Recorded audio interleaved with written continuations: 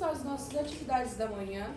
Neste momento, convido os professores doutores Antônio Márcio Ataíde, que é doutor em Língua, Literatura e Cultura Italiana pela USP, professor e coordenador do curso de Letras Italiano-Português, e professor Fausto Zamboni, doutor Fausto Zamboni, que é doutor em Letras pela Unesp, pós-doutor pela USP em Literatura Italiana e professor da graduação de Letras Italiano-Português da Unioeste.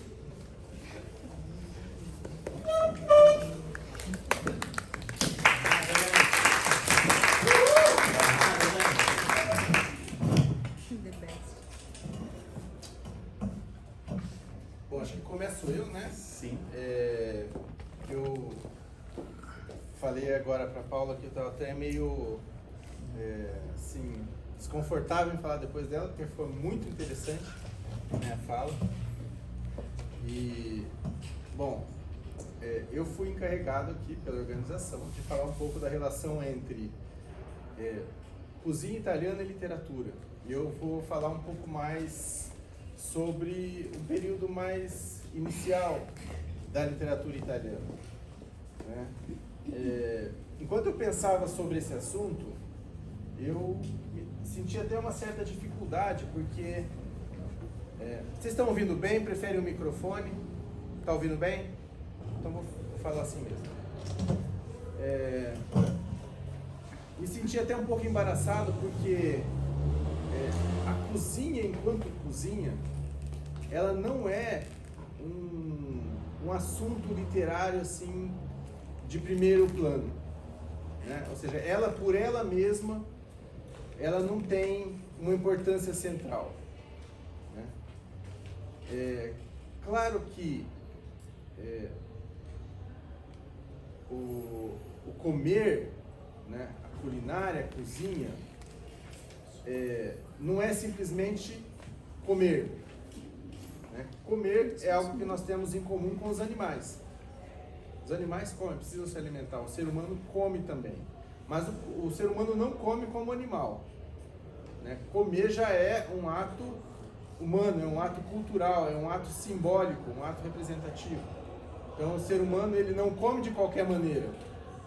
Ele come em certas ocasiões, ele come em certos horários,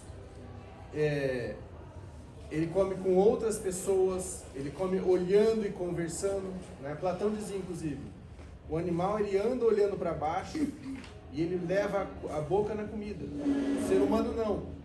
Ele come olhando para as outras pessoas, conversando e levando o alimento até a boca. Ele mantém a sua posição. Então existe aí, simbolicamente, uma diferenciação já da maneira de comer humana da animal, né? Então, a disposição hierárquica, como foi falado aqui, né? As pessoas mais importantes sentam próximas do rei ou próximas da pessoa que governa, né? Então, você valoriza certas pessoas, né, ou a autoridade delas, e, enfim, você aprende a comer e aprende a comer de acordo com certas regras. Então, é um ato cultural, é um ato social, né, cheio de valores simbólicos.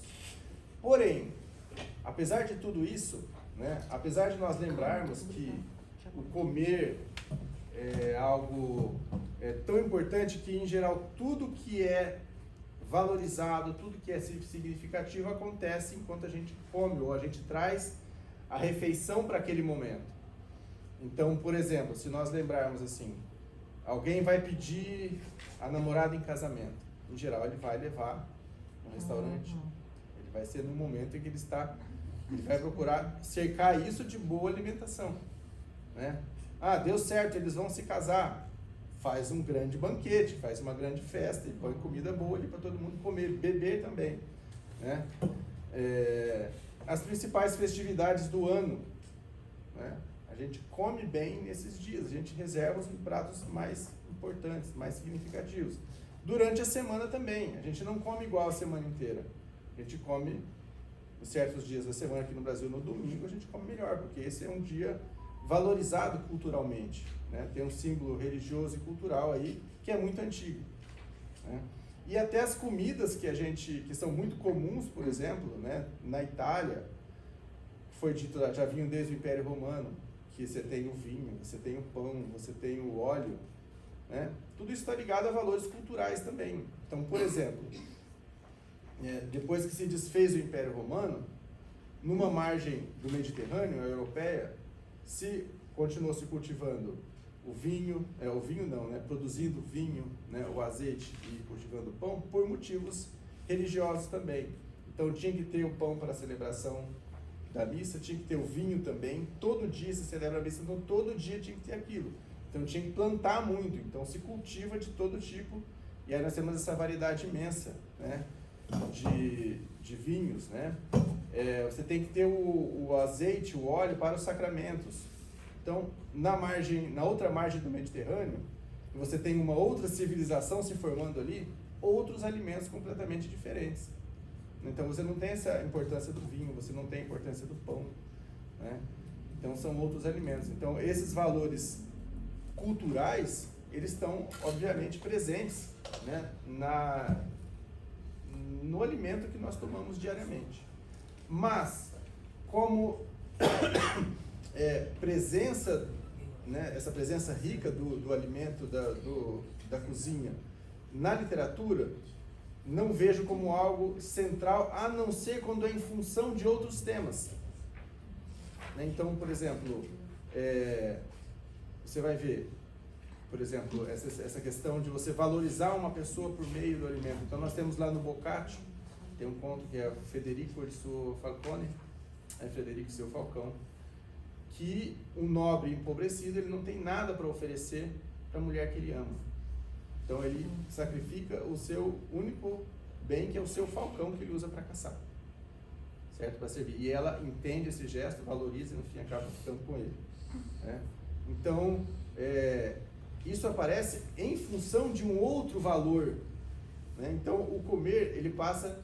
Então por quê? Fica pensando, por que existe essa...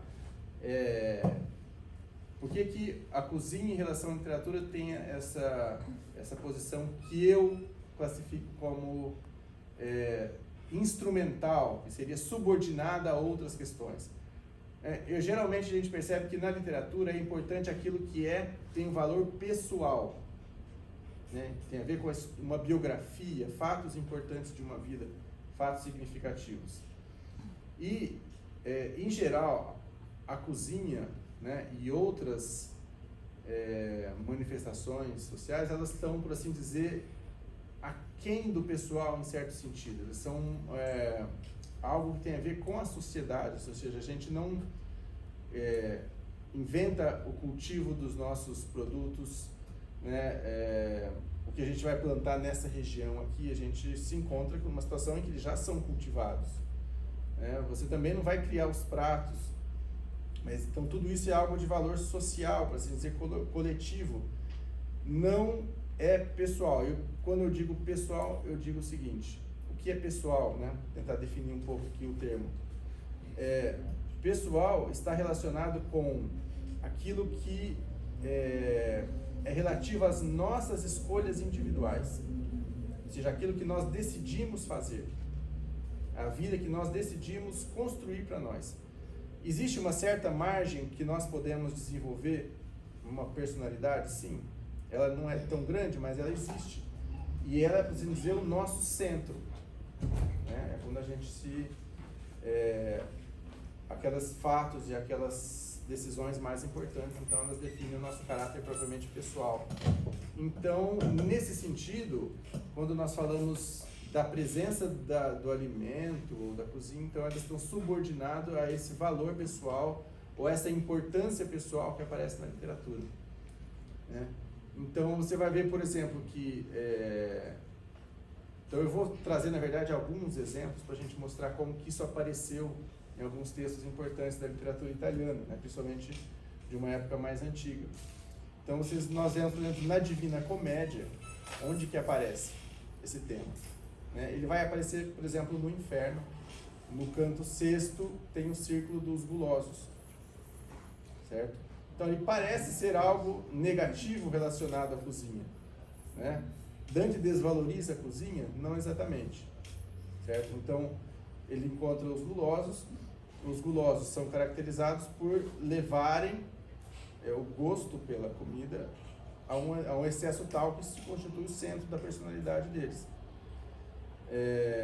Isso é ruim no seguinte sentido para Dante, que os apetites humanos, né, no qual o apetite de se alimentar, a gula é um deles, né, eles são bons em si mesmos, né, mas eles são ruins se eles forem usados fora de uma medida racional, de uma medida justa.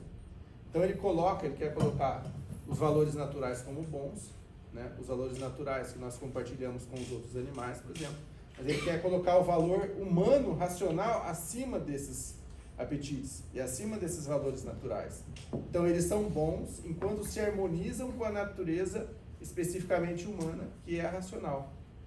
Então ele está, na verdade, valorizando, né, e desvalorizando o uso irracional, né?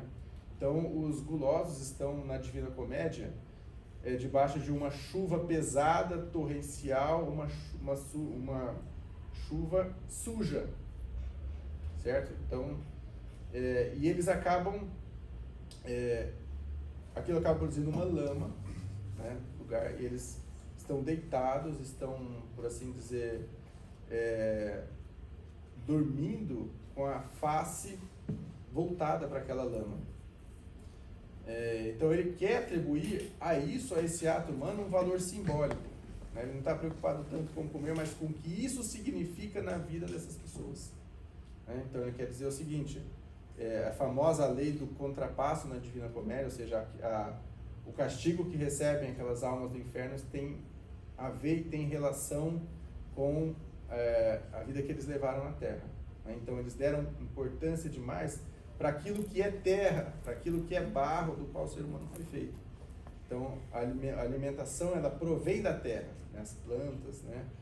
Tudo isso provém da terra. E o ser humano que volta toda a sua atenção para esse elemento, ele está se reduzindo à terra novamente. Ele, em vez de olhar para ser como o ser humano que se ergue e contempla o universo ao redor, ele se volta apenas para a terra.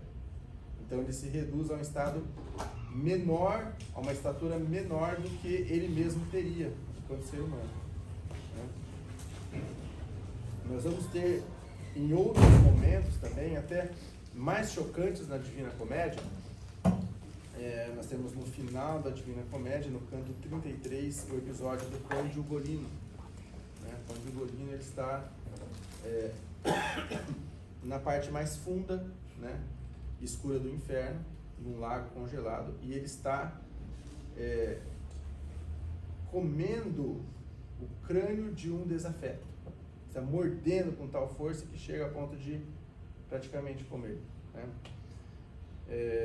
Claro, não estamos falando de cozinha exatamente aqui, né? Mas nós estamos, ele faz uma ligação com um episódio que aconteceu pouco antes da vida dele, em que o conde Ugolino foi preso, né, foi traído. Ele está no Lago dos Traidores, né, que é a parte pior do inferno. Então os piores são os traidores, né, e ele foi condenado. Ele foi, na verdade, traiçoeiramente preso numa torre, foi deixado para morrer de fome com os próprios filhos e netos, né, para exterminar a família toda. E Dante não diz exatamente, né, que ele teria... Então, ele morreu lá de fome com os filhos e netos, e correu-se a fama que ele poderia ter se alimentado deles, né, enquanto estava ali naquela agonia, naquela fome. E esse ato de morder, então, é uma referência que ele faz a isso, que seria um extremo, né? Então ele está levando, é o final do inferno, então ele está falando sobre temas realmente fortes, pesados, né? E extremos também. Então é uma maneira que o Dante teria encontrado para fazer referência a esse fato sem ter que citá-lo também, né? E nos remete a um extremo que pode chegar à condição humana, né? E isso é completamente desvalorizado no sentido humano e cultural do termo mesmo, né? Então sempre nessa linha nós vamos encontrar no Purgatório também no penúltimo círculo do purgatório, as almas dos gulosos, mas dos gulosos penitentes, ou seja, aqueles que ambos no inferno e no purgatório são gulosos, mas os do inferno são os que viveram e morreram daquela maneira, e no purgatório são aqueles que em algum momento renegaram essa vida de gula, digamos assim, né? Então eles estão para purificar essa tendência, eles estão ali famintos, né? Passando fome literalmente, e vendo uma fruta, uma árvore, né? Uma belíssima árvore com frutos saborosos, e a árvore toda banhada de orvalho também, e eles com fome e sede não podem tocar nessa árvore, né? Remete aí também ao mito do Tântalo, mito grego. Mas a impressão que se tem também é que é um aspecto negativo, ou seja, você não vê muita referência ao sabor da cozinha enquanto tal, mas a referência ao sentido humano que isso tem, né? Nós vamos encontrar referências positivas. Então, uma obra filosófica do Dante é chamada Convívio. Convívio significa banquete, né? Então, o que é o banquete? Então, na verdade, numa obra não tem nada a ver com alimentação no sentido físico, mas com o alimentar-se da sabedoria. Então, uma obra filosófica. Então, aquilo que confere, segundo Dante, a realização plena do ser humano é ele buscar sabedoria. E isso produz um deleite tal que é comparável ao prazer da alimentação, de um banquete, ou seja, que é onde você vai comer as melhores iguarias, você vai comer da melhor maneira possível. Então, nessa obra, nós temos, além do nome e da ideia de usar a alimentação como símbolo, né, da busca por excelência da felicidade humana, você vai ter os ensinamentos feitos em forma de canção de amor.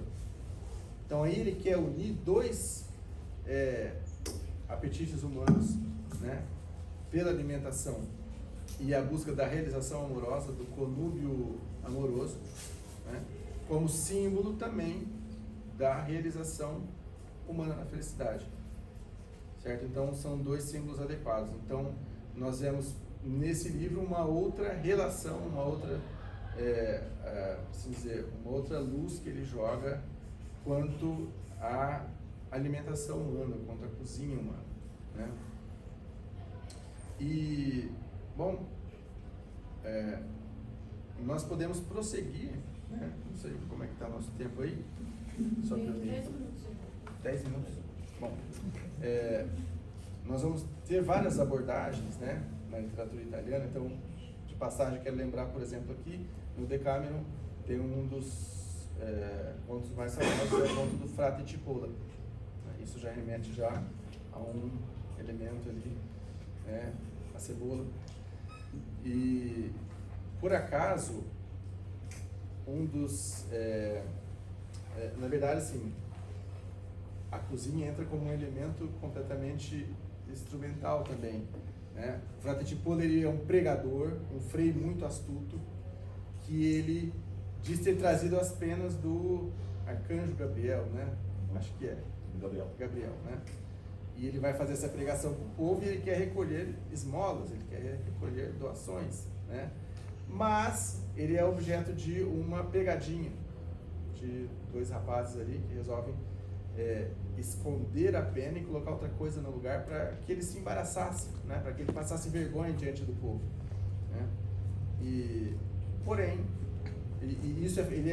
essa ação desses dois rapazes é facilitada pelo fato de que o servo, o criado do Frate Cipolla, é alguém que não está interessado em cuidar das coisas do patrão, mas ele está interessado em ir atrás dos prazeres dele, né? E no caso, ele vai atrás de uma cozinheira, né? Então, hoje a cozinha é uma coisa muito glamourosa e tal, né? Mas em outras épocas a cozinha é aquele lugar sujo da casa. Então ele vai atrás da nuta cozinheira, uma cozinheira está num lugar, a cozinheira mesmo ela é grande, né? Ela é gorda, ela é suja e ele não é melhor, então ele vai atrás, né? E fica lá o tempo todo, enquanto isso eles roubam a pena do Arcanjo Gabriel, colocam lá uma cinza no lugar. E o que esses personagens estão fazendo ali naquele ambiente? É claro que tudo isso é para o efeito cômico, mas é para estabelecer o contraste com a figura do Frate Tipola também. Então, o Frate Tipola é muito esperto, e a esperteza dele se percebe no contraste com a simplicidade, digamos assim, dos outros personagens que são apresentados. É colocado ali um carvão, né, naquela caixinha que deveria ter a pena colorida do Arcanjo Gabriel. E ao fazer a pregação, a hora que ele vai mostrar a pena, está lá o carvão. Mas como ele é o Frate Tipola, né, ele tem várias camadas de recursos, né, na hora ele já consegue tirar uma outra possibilidade. Né? Fala, pô, eu troquei, mas aqui isso é o carvão que assou o mártir São Lourenço. Né? São Lourenço foi queimado vivo, é um romano que foi queimado vivo. Inclusive, quando estavam queimando ele, assando numa grelha mesmo, ele falou, esse lado já está bastante assado, pode virar para o outro lado. Né? Então, até a referência está ali também, e ele partindo, né? Ele na hora consegue falar, então ele consegue convencer, inventa uma história e consegue mais esmolas ainda do que ele tinha, né? Conseguido no ano anterior. Então, claro, aí o elemento da cozinha ele está como um aspecto, por assim dizer, não é marginal, mas ele é instrumental, ou seja, ele quer mostrar o contraste entre uma realidade e outra, entre uma condição humana e outra, né, para reforçar. Nós podemos, né, lembrar vários outros episódios interessantes também.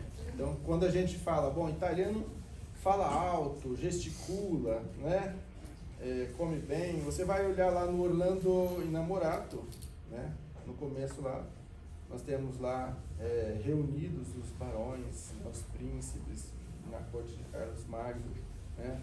Mas lá estão todos falando baixo, de maneira elegante, ordenada. Então você já vê os valores, né, que são colocados ali, né? A polêmica que ele faz ali também entre o europeu que come sentado na mesa, come com a cadeira, come com os talheres, e os muçulmanos, que são os rivais, que são convidados também, mas têm o hábito de se deitar em tapetes para comer, né?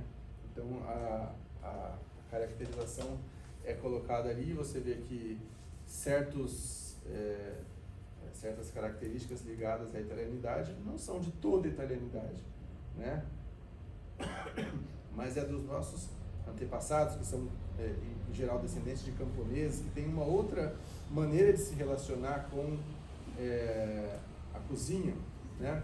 Eu vou fazer um salto para o século XX, porque eu achei interessante, num romance do escritor Alberto Moravia, A Ciociara, né? Um romance passado na época da Segunda Guerra Mundial. Eu espero não estar tomando sua fala, né? Porque ele justamente fala ali dos camponeses, né? O camponês, ele gosta de, sempre que tem uma reunião importante, colocar muita comida na mesa. Mostrar que ele tem muita comida. Então isso é um valor, né? Não é assim em todas as classes sociais, mas o camponês é exatamente assim. E ele quer comer bastante durante a festividade para mostrar que ele está comemorando. Os gregos eram assim também, tinham que comer tanto, a ponto de começar a rotar, e isso é sinal de boa educação, porque ele comeu bastante até a saciedade, né? Então, aí você vê os diferentes valores. Então, para o camponês isso é importante, porque o drama do camponês é a fome, né? É ter uma seca, é ter uma carestia, é ter uma praga qualquer que impeça com que ele consiga produzir os alimentos para subsistência, para poder vender também o seu excedente, né? Então isso para ele é um valor, né? E a Ciociara, na época da guerra, né, ela sai de Roma e vai ter contato com essa realidade que é diferente, a realidade campesina, né? E no momento em que está chegando a fome na Itália. Então a fome chega, né, vai acabar com essa vida, ela se refugia no campo, ela acha que assim vai conseguir proteger a filha dela. E, claro, acaba dando tudo errado, né? Mas, e no fim estavam todos lá que não tem nada para comer, né? É a guerra, eles estão atrás da chicória. Então eles aprendem a identificar no mato o que dá para comer. Então eles vão lá, vão cortando e vão comendo. né? Só o que sobrou, comer mato, né? Então, essa realidade também da fome, né? Ou seja, não importa tanto o que você comeu, mas se você não tem o que comer, isso passa a ser um fato muito significativo e até, em muitos casos, chocantes, né? Então, em um certo momento, na literatura, essa questão, o impacto, né, da fome ou das guerras acaba ficando mais presente também, né? Antes você não vê tanta ligação com isso. Então, por exemplo, você vê lá no Orlando Furioso, o Orlando prestes a enlouquecer, né? Ele recusa a comida, mas aí não é porque não tem a comida, ele já está saciado de dor suficiente, então ele recusa a comida, né? Mas em outros momentos você já vai ver, né? Esses são promessa esposa? Promessa esposa. Na promessa esposa você já vai ver a presença, né, da fome. Você vai ver a presença da fome no Giovanni Verga, né, na Sicília. Tem um romance que eu recomendaria para vocês, chama O Moinho do Pó, do Ricardo Bachelli. É interessante porque ele vai retratar a vida em geral aqui, no sul do Brasil, nós temos uma predominância de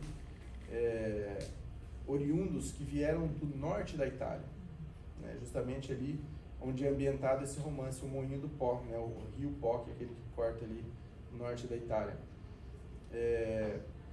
Ele vai mostrar a história de uma família que passa pelas guerras napoleônicas, né? Então, Napoleão, no projeto dele de poder, ele precisava de dinheiro. Na Itália, ele conseguiu muitos recursos. Ele tinha obras de arte, ele tinha, enfim, uma riqueza que ele pôde usar para poder financiar as guerras dele também. Então, isso foi produzido na Itália, confusões de todo tipo, e até onde tem guerra, vocês veem que tem fome também, né? Então, uma situação que fica complicada no norte da Itália, isso se associa, a guerra se associa àqueles problemas que são comuns a acontecer também, que você tem uma seca ou você tem um problema qualquer, né? Isso pode agravar. E hoje nós temos uma facilidade muito grande de transportar um alimento de um lugar para outro do mundo. Então começa a faltar alimento ali, então todo mundo vender, porque o preço vai valorizar, né? Então você acaba não tendo mais esse tipo de problema que existia em outras épocas. Então,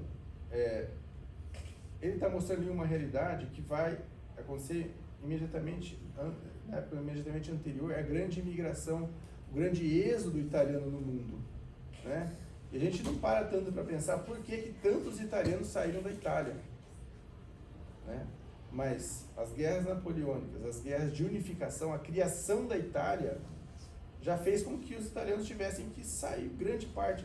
Olha, na época, né, a Paula colocou alguns números ali, mas aquilo chega ali perto de 10 milhões, né? Perto de 10 milhões. Uma população na época, hoje a população na Itália é o quê? 60 milhões, mas na época era metade disso, talvez, né? 30. Metade ou até, ou seja, uma população, uma parcela significativa da Itália que teve que abandonar porque a situação ali estava realmente... A gente pode estar falando de um terço da população. Você está falando de muita gente, é um êxodo assim, imenso. Ou seja, a situação estava muito ruim na Itália, certo? Então a literatura ela vai trazer essa possibilidade de nós vivenciarmos aquilo que aconteceu. Entender, por exemplo, a polenta, né, como prato, ou seja, é o prato da fome, né? É um alimento só, né? Então, é justamente isso, né? Eu queria chamar a atenção aqui para a literatura, que ela vai trazer não tanto... Né? É claro que é possível você,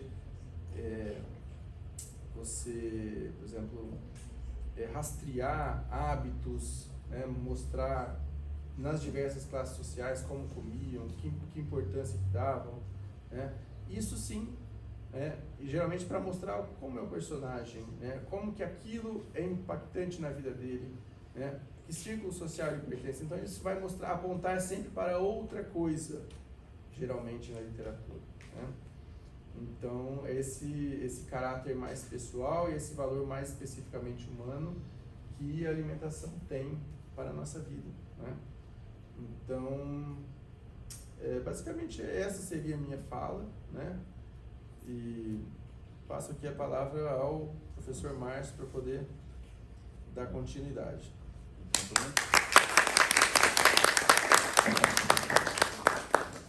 Eu vou pegar o passador de slides aqui, mas vou continuar, né, sentado, comodamente sentado aqui, nesse convívio com o Fausto. Bom, se o Fausto disse que seria difícil falar depois da professora Paula, para mim fica mais difícil ainda falar, né, depois do Fausto, e talvez o que eu possa usar em minha defesa é o fato de falar exatamente de somente uma das obras, de uma obra da literatura italiana, e de ter uma fala um pouco mais focada.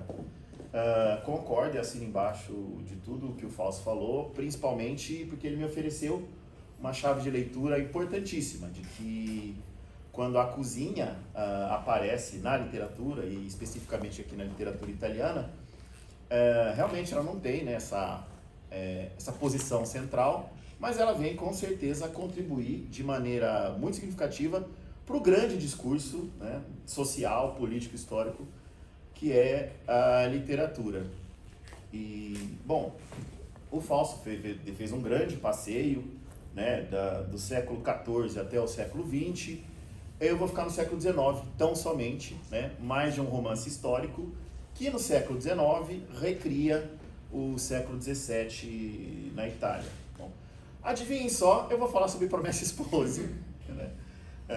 Talvez esteja chegando a hora de eu começar, né, a mudar um pouco o discurso, mas enfim. Mas como diria Calvino, se trata de um clássico. E um clássico nunca vai deixar de dizer alguma coisa. Quando a Rosa então propôs, né, sobre a gente fazer essa semana da cozinha italiana, pensei, nem Promessa e Esposa tem. E não precisa procurar muito. Não precisa frugar muito para achar. Então, só contextualizando rapidamente, né, obra de Alessandro Manzoni, que a partir de 1821 até mais ou menos 1840, né, fez um dos primeiros romances, o romance mais importante da literatura italiana, e já nasceu com uma moda na época que era fazer romances históricos. Romances que tivessem, né, como pano de fundo momentos históricos. É uma moda que veio da Grã-Bretanha, da Escócia sobretudo, que valorizava aquela Idade Média épica, né, da Grã-Bretanha, da Inglaterra, da Escócia, enfim. Manzoni falou, encontrei aqui, né, um veículo bastante interessante para as minhas ideias artísticas, né, para aquilo que eu quero passar como mensagem artístico-literária, meus valores, né. Encontrou no romance e no romance histórico, né, essa possibilidade, né, de perscrutar a fundo, né, as ações humanas, as ações individuais, porém também coletivas, políticas, né, e que hoje se chamam de históricas. Deixa eu abrir meus slides ali, só já está aqui. Enfim, e a partir de 1800, a partir da sua visão em 1821, recriar o século XVII na Itália.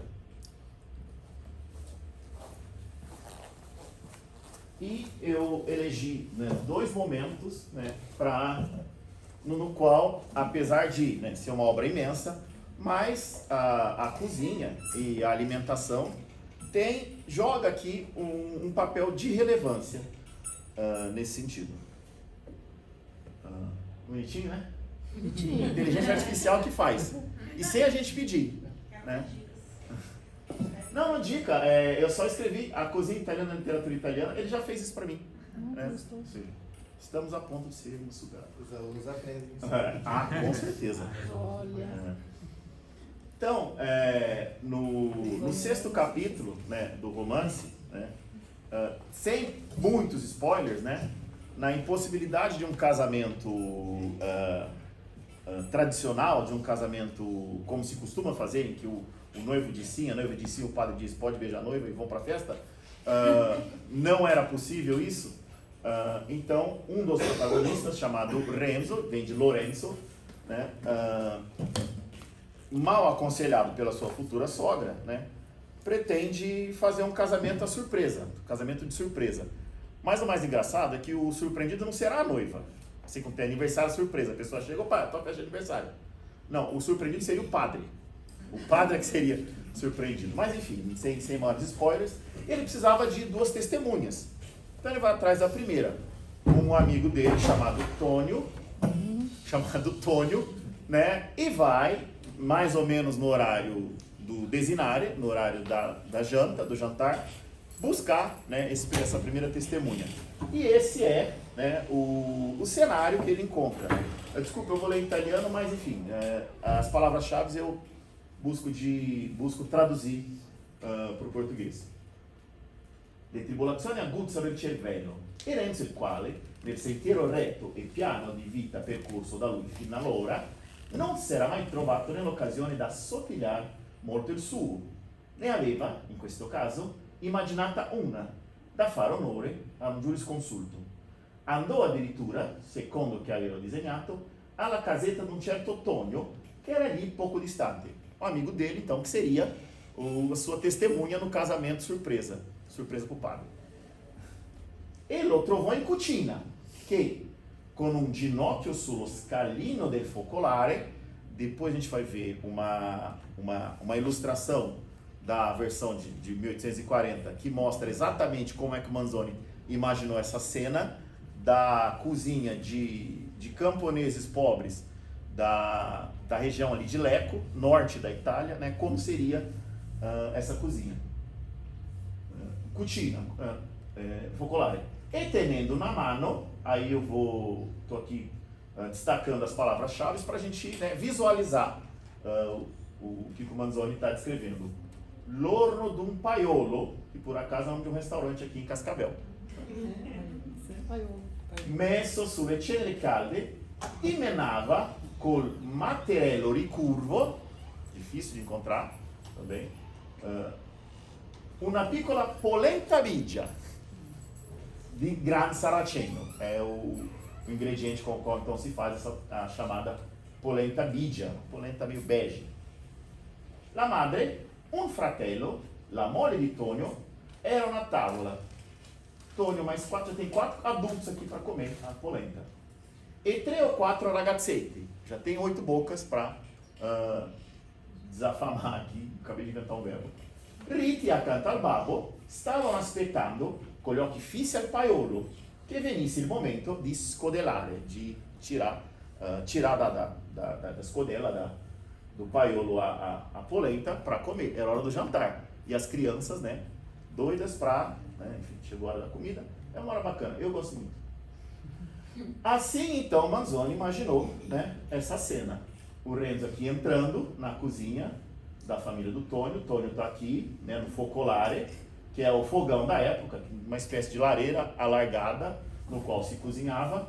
Está aqui o paiolo, né, um tipo de panela, e aqui dentro está a polenta bigia, e ele mexendo com o mattarello, já nome moderno, mas o mattarello de curvo, porque o mattarello atual, né, é aquele cilíndrico para abrir a massa, né? Esse é um outro tipo de mattarello, talvez tenha mais que ver com uma espátula, né?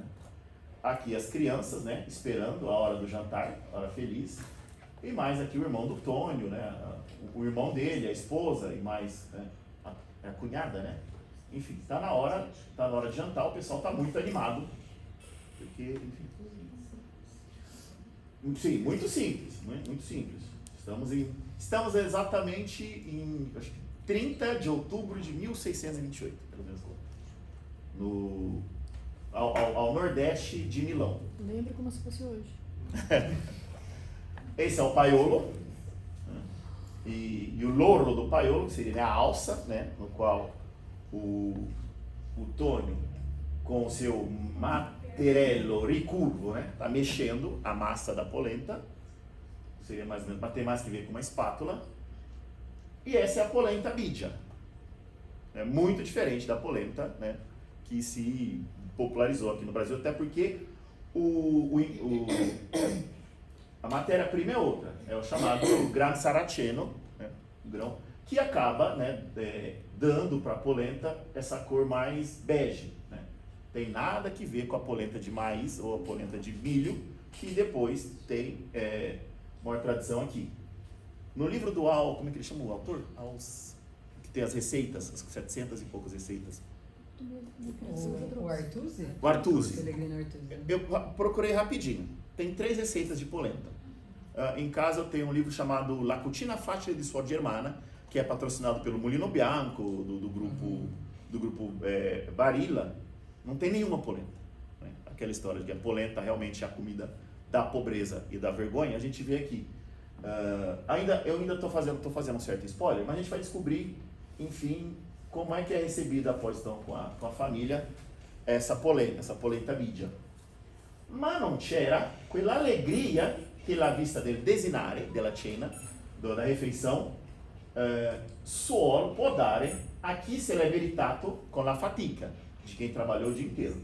La mole, a quantidade della polenta, era em ragione della nata, do quanto a estação, o quanto a colheita pôde proporcionar para esses camponeses. E não del número della buona voglia dei commensali, e não da fome. É assim aquilo que a colheita possibilitava. E ognuno dessi, fissando con uno sguardo bieco, d'amor rabioso, essa contradição entre termos, né? Tinha um amor, mas tinha uma certa raiva, porque eles iam ter que disputar uma quantidade muito exígua de comida. La vivanda comune, não tem molho, tá? É só polenta mesmo. Não se fala aqui molho.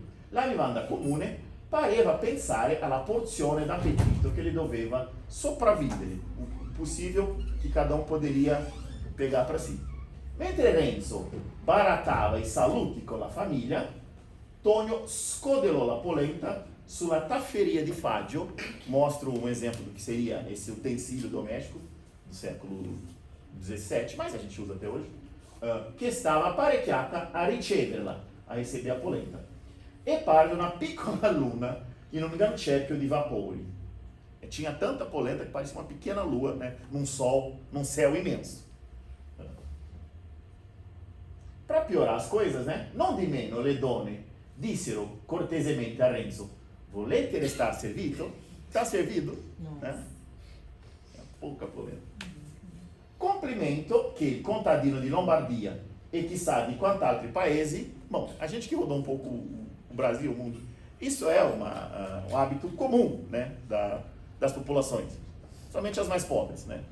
Tudo pode ter quase nada de comida. Chega alguém, casa de mãe sempre cabe mais um. Senta aqui que tem comida para você também.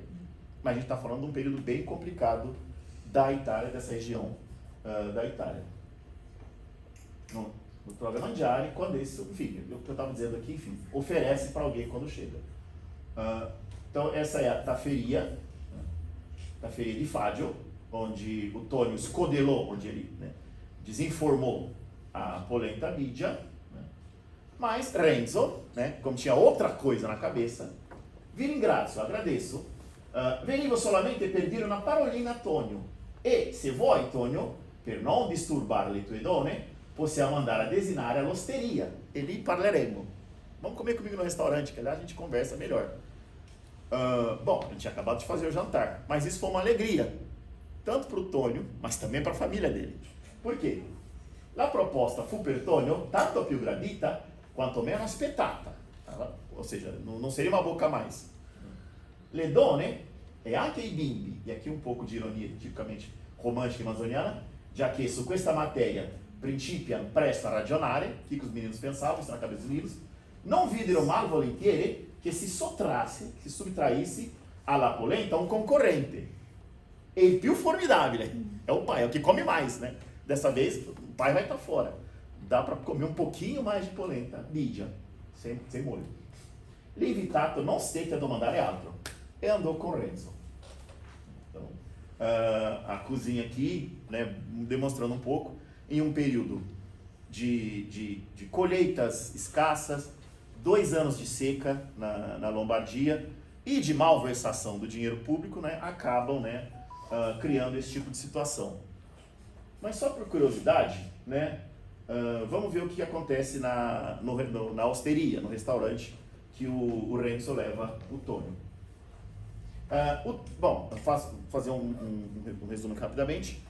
O padre que não quis casar o Renzo e a Lucia, além de não cumprir com a própria obrigação, ainda tinha uma profissão a mais: emprestar dinheiro a juros para os seus, para suas ovelhas, né? Como o Renzo sabia que o Tonio devia 25 liras, falou: eu te dou as 25, você vai lá, paga o padre e a gente surpreende ele e se casa, né, à revelia do padre. Então, dizendo então que vai dar esse dinheiro, contento? Perdiana, disse Tonio. Se sarei contento. Se non fosse altro per non vedere più che Versace, coi cieli col capo, che mi fa il signor curato ogni volta che ci incontriamo. E o padre não basta emprestar dinheiro a juros, ainda fica, né, cobrando, né?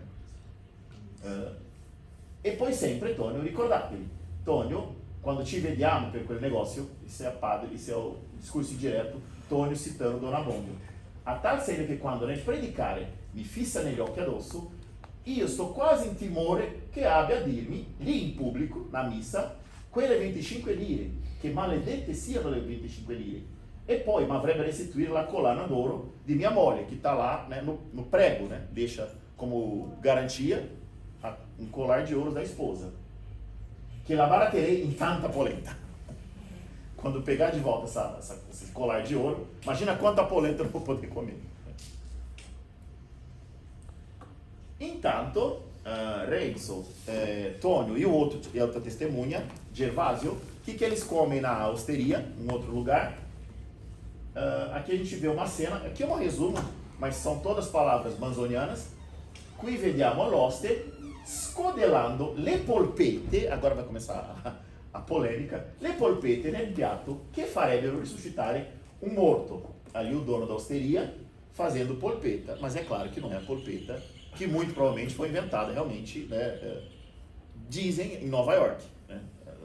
Não, a polpetta tem, o que não tem é ela com a massa. Exato. Essa combinação, assim, né? De carne matinata. Como está chegando a hora do almoço, só para, né, espezinhar um pouco vocês, mas essa efetivamente é a polpetta, né, moderna. A polpetta aqui não é muito claro não é muito clara a imagem, mas ela provavelmente é feita somente com a carne, né, com a carne matinata, né?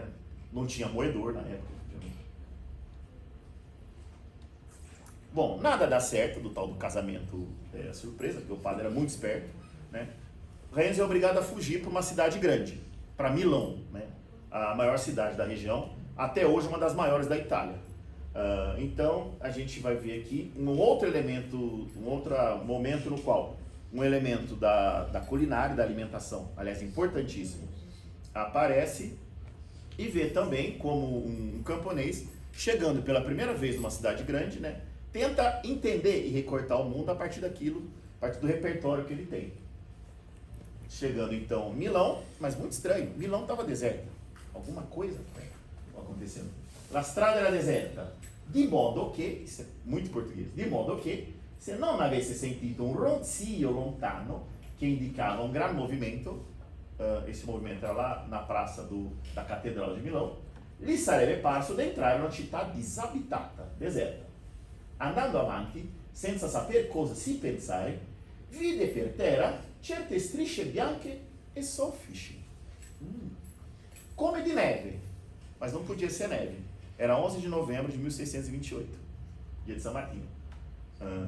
Ma neve non poteva essere che non viene a strisce e né per il solito. Strisce como uma tira, um caminho, uma carreira, né, de algo branco. Tá gravando, né? Si chinò su una di quelle, si abaixou entre uma dessas carreiras, guardou, tocou, trovou que era farina.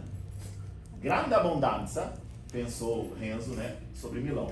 Disse tra sé, ci deve essere in Milano, se straziano in questa maniera la grazia di Dio, ou seja, os milaneses, né, desperdiçam a graça de Deus, que é a farinha, que lá de onde ele vem, né, tá faltando. E a família do Tonio, né, tinha que disputar uma polenta bem exígua.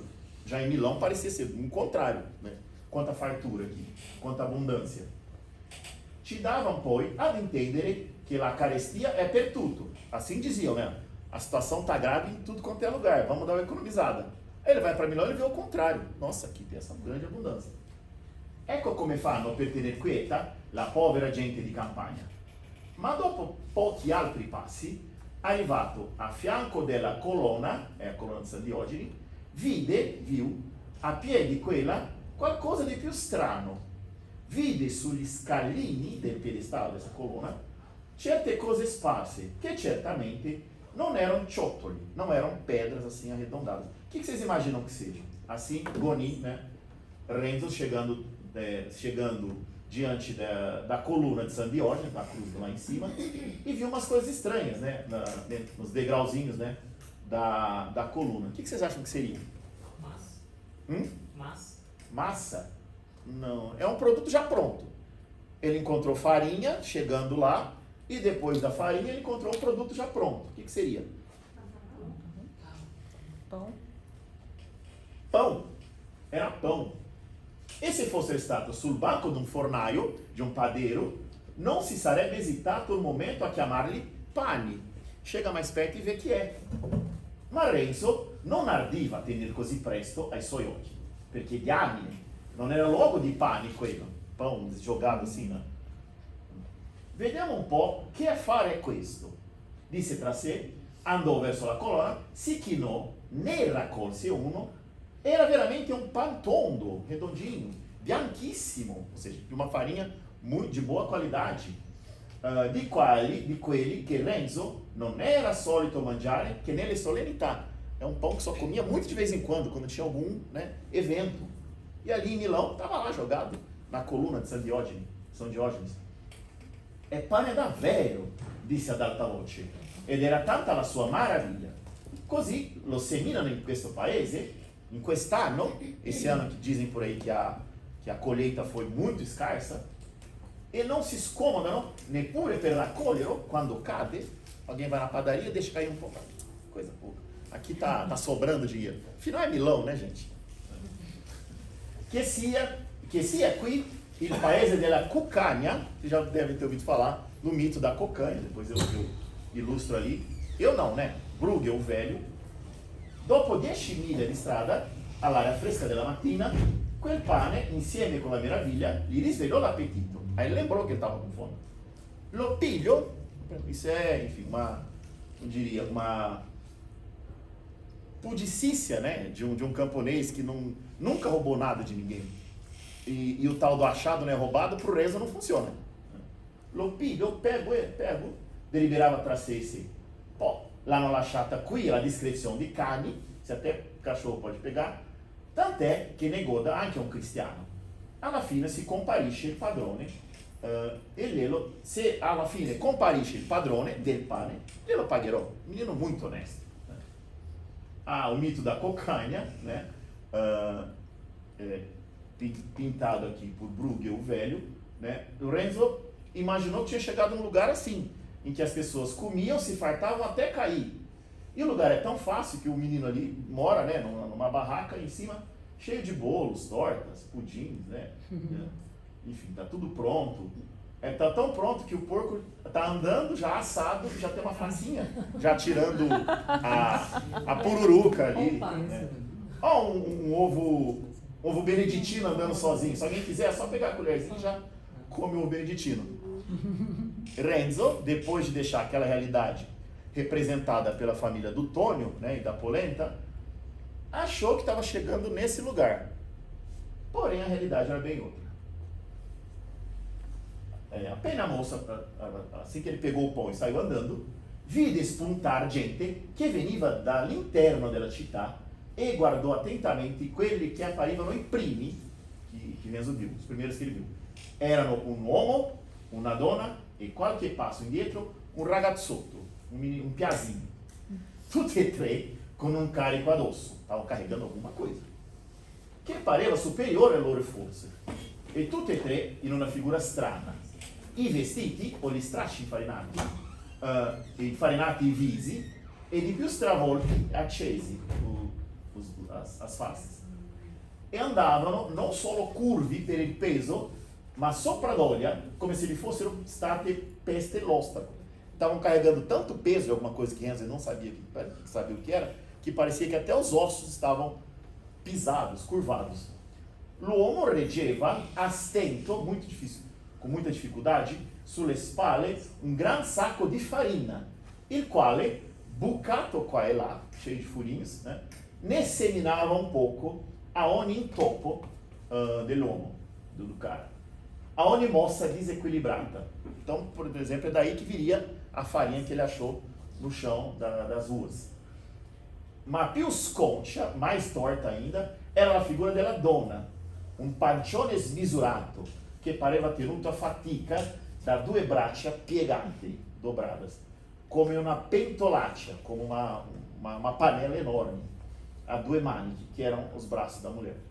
E di sotto aquele pancione uscivano 2 gambe, nude fin sopra il ginocchio, che venivano innanzi barcolando. A mulher também estava carregando alguma coisa muito pesada. E assim, Gonin, sob a supervisão de Manzoni, figurou assim essas 3 figuras. O pai carregando um saco de farinha, né, furado, a mãe usando o grembiule, mas coisa que não tem mais, o avental, a sotá, enfim. Uma parte do vestido, né, para carregar mais farinha, né, e o filho atrás, daqui a pouco a gente vai ler isso, carregando também pão já pronto, né. Enfim, que seja Milão a nova Cocânia, mas não sei, acho que pela forma como eles foram aqui desenhados, dá para entender que não se tratam de nobres, dá já para entender que se trata de gente pobre também, tão pobre quanto Renzo, tão pobre quanto Tonio e a família dele. Renzo guardò più attentamente e vide che quel gran corpo era la sottana che la donna teneva per il lembo, com dentro farina quanto ce ne poteva stare, levando farinha, né? Isso que quando a gente rouba laranja, a gente coloca elas assim e sai andando, né? Isso aqui já é uma dica do que estava acontecendo, né? Quando a pessoa leva alguma coisa assim, né, na sotana, é porque provavelmente não pagou. Quanto poteva un po' di più, di modo che quasi a ogni passo ne volava via una ventata di farina. Il ragazzotto teneva con tutte e 2 le mani sul capo una paniera, una penera, colma di pane, un lugar para pôr pão. Ma per avere le gambe più corte dei suoi genitori rimaneva poco a poco indietro, allungando poi il passo ogni tanto per raggiungerli. La paniera perdeva l'equilibrio e qualche pane cadeva. Explica também outra coisa, o que o Renzo achou logo no começo. Buttane via ancora un altro, buona niente che sei. Sabe quando a mãe fala pra você assim, quebra mesmo, né? Foi barato, não saiu do teu bolso, né? Assim a mãe falava pro filho. Disse la madre, digrignando i denti verso il ragazzo. Io non li butto via, cascando a sé, come a fare? Rispose quello, não era culpa dele, tadinho. E vão perder que le mani impicciate, que eu tenho as mãos, né, presas aqui. Rispose la donna, dimenando i pugni, come se desse una buona scossa al povero ragazzo. Antigamente as mães batiam nos filhos, né, fisicamente, né. Mas a gente está falando do século XVII. As coisas mudaram e melhoraram bastante. E con quel movimento fece volar via più farina di quel che ci sarebbe voluto per farne i 2 pani lasciati cadere al ragazzo. Ela perdeu mais farinha, né, em tentar mostrar que ia bater no menino, do que aquilo que caiu daria para fazer mais do que 2 pães. Mas finalmente diz o pai, via, disse l'uomo, torneremo indietro a raccogliere, o qualcheduno li raccoglierà. O Renzo tinha pego 3 já, mas ele estava com fome, ele comeu 1 e guardou 2 para mais tarde.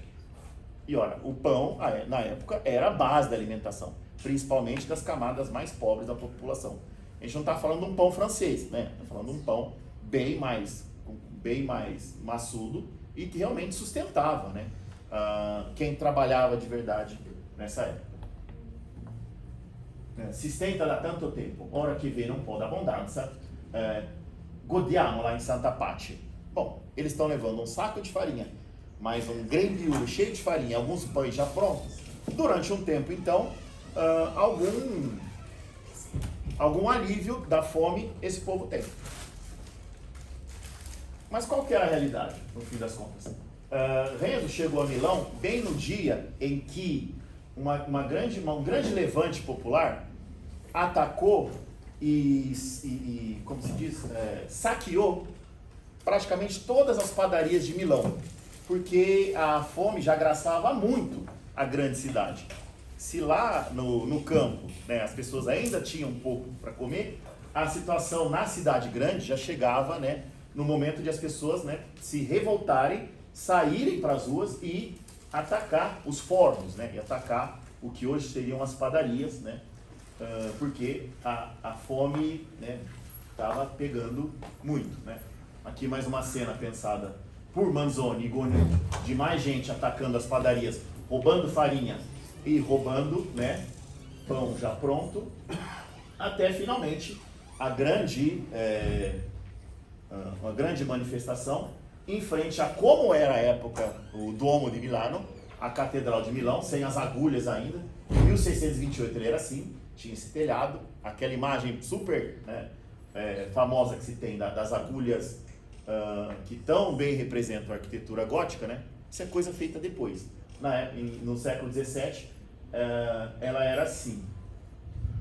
Bom, gente, estou falando de um romance de 1821 e que retrata um tempo ainda mais antigo, 1628 até 1630, né? As coisas ainda eram muito diferentes, porque 2 anos de más recolhas, como se diz quando de má? 2 anos de colheitas ruins, de más colheitas, né? 2 anos de seca, e mais algum tempo com dinheiro mal versado em guerras, nas diversas guerras, né, que caracterizavam aquela região da Europa naquela época, a má versação do dinheiro público, né, tudo isso, enfim, é coisa do passado, é coisa que ficou para trás, né, e não obstante essa minha ironia não tão elegante como a ironia manzoniana, né, falar sobre guerra, falar sobre inflação, carestia, dinheiro mal versado, dinheiro sobretudo empregado principalmente nas guerras, né? Eu só espero que, né, todo mundo aqui, um pouco antes de ter vindo para cá, né, tenha comido seu pãozinho no café da manhã e que isso seja cada vez menos uma preocupação para as pessoas e que o pão, né, esteja sempre presente nas nossas mesas. Obrigado.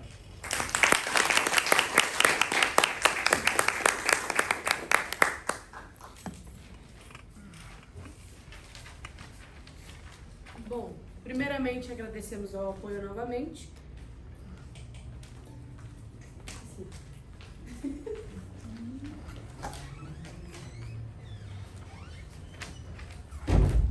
Do Consulato Generale dell'Italia, SECA Unioeste, The Extraordinary Italian State, PEL Unioeste, Instituto Federal do Paraná, Casa Cultural Itália, Belo Paese Viagens, Quero Saber, Vinícola Bourguignon, Minerva Unioeste.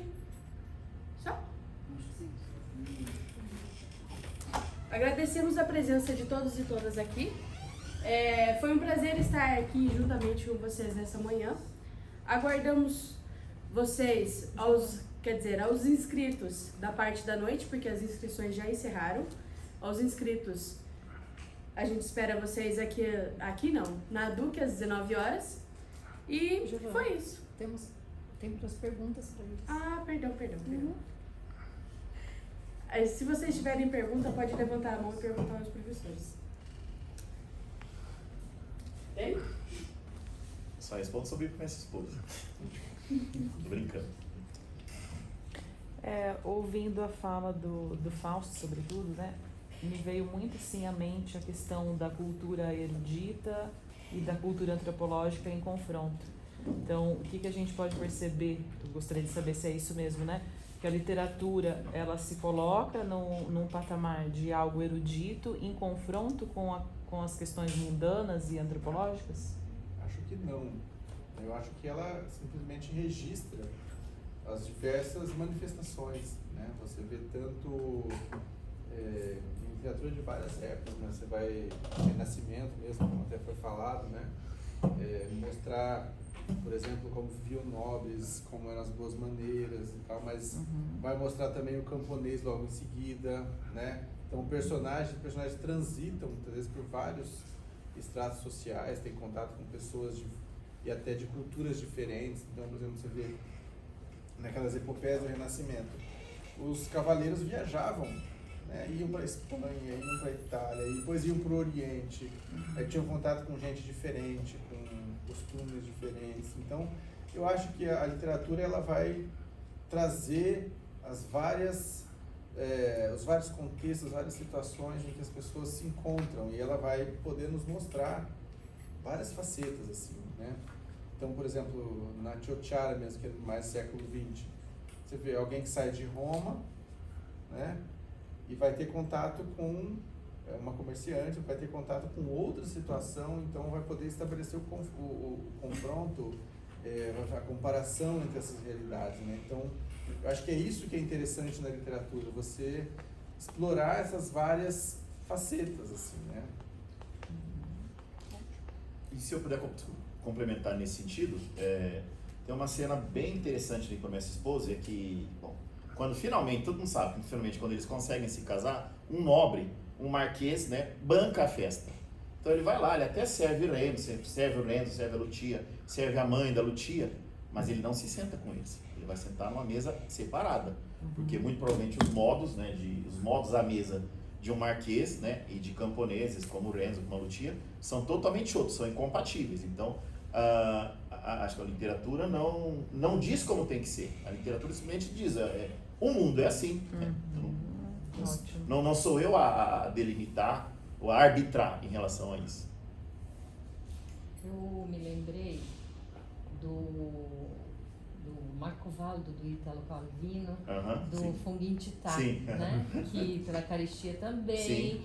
procurou os Fung, na verdade eles eram próprios para consumo, e depois vai todo mundo parar no Por isso hospital. que estava lá à disposição. Estava à disposição, e ele faz toda aquela propaganda, venham, vão pegar.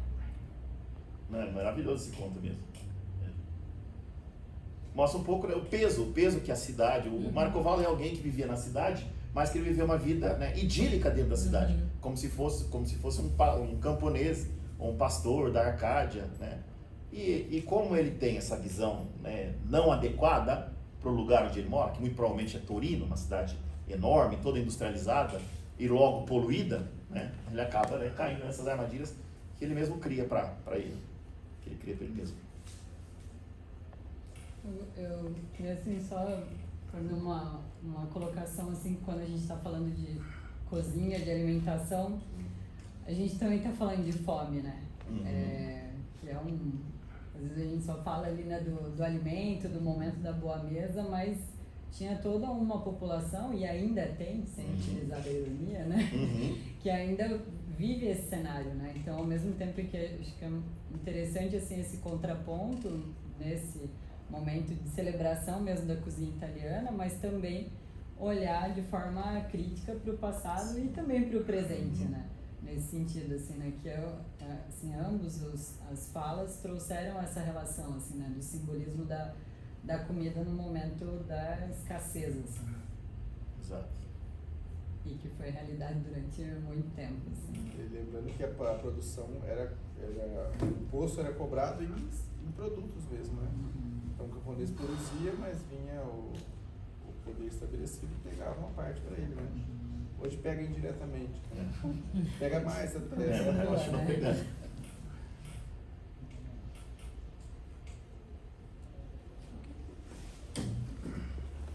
Bom, então novamente agradeço a presença de todos aqui e esperamos vocês na Duque às 19 horas.